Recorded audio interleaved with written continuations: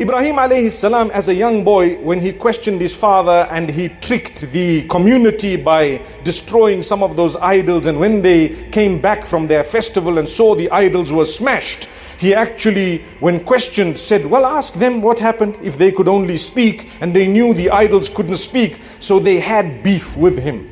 They really did not like what he did. They wanted to get back at him. They expelled him from the community at some point. They tried to harm him, and Allah always saved him. But he looked at, when he went to a place called Haran, and out in the open he saw the stars, and he says, you know what? These stars are better than the idols that my father was carving.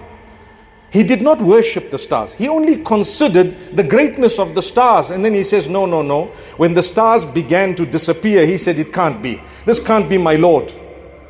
And then a little while later, he saw the moon. Beautiful, nice, bright, shining moon. He looked at the moon. He says, well, this is shining brighter than the stars. This is actually even better. He did not worship the moon, but he was considering, looking for his creator. Who created me? Who made me? And so when he looked at the moon, and the moon began to also set, the moon sets and it began to disappear. He said, that can't be my Lord. He says, oh my Lord, if you're not going to guide me, whoever you are, I'm going to be misguided. You guide me. The prayer and supplication for guidance is the most important prayer you and I could ever make. Ihdina as-sirata al-mustaqim. Guide us to the straight path. We repeat it every day. Wallahi, my brothers, my sisters, the dua, the supplication you make, the most powerful of all of them is to ask Allah for guidance. May Allah guide me and guide all of us and keep us on the straight path. So Ibrahim alayhi salam, he continually asked Allah to guide him. He saw the sun rise in the morning and he was excited because for the first time, even though throughout his life he used to see the sun every day, but it was the first time he considered the greatness of the sun. That's why Allah says, when you look into the creation of Allah, the night and the day and the way it moves and the sun and the moon and so on, you will discover the greatness of the Maker thereafter. But for us, every day we look at things, we take it for granted. Take a moment. Allah says, وَفِي أَنفُسِكُمْ أَفَلَا تُبْصِرُونَ. Don't go too far. Look inside yourself. Take a look at your organs.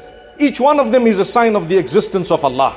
How they work, how it happens. You're looking at me, I'm looking at you. You're breathing effortlessly, subhanallah. Your heart is pumping 136,000 times a day and you don't even realize. Allahu Akbar. Allah says, and you still think we don't exist. La ilaha illallah.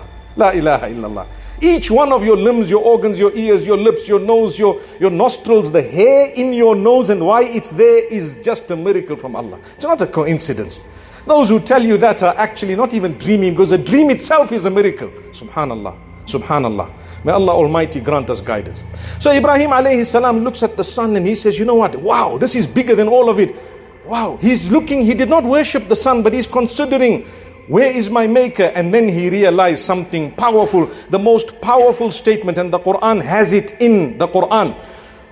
وَجَّهْتُ وَجْهِيَ لِلَّذِي فَطَرَ السَّمَاوَاتِ وَالْأَرْضَ حَنِيفًا وَمَا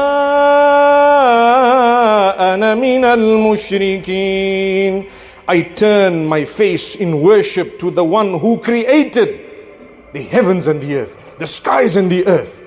Everything I'm seeing, whoever made this, He is my Lord. And I turn my face to Him alone without associating a single partner with Him in worship, and I will worship Him and Him alone. He discovered Allah.